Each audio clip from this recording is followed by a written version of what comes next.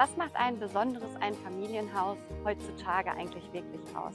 Ganz ehrlich, solche Häuser wie dieses findet man heutzutage nur noch sehr selten. Auf rund 180 Quadratmetern Wohnfläche erwartet dich jede Menge Platz für die Familie und alles, was sonst noch zum Leben dazu gehört. Dazu kommen 540 Quadratmeter Grundstück in bester Lage von Dortmund und eine Ausrichtung nach Südosten mit dem perfekten Garten und sonnige Stunden.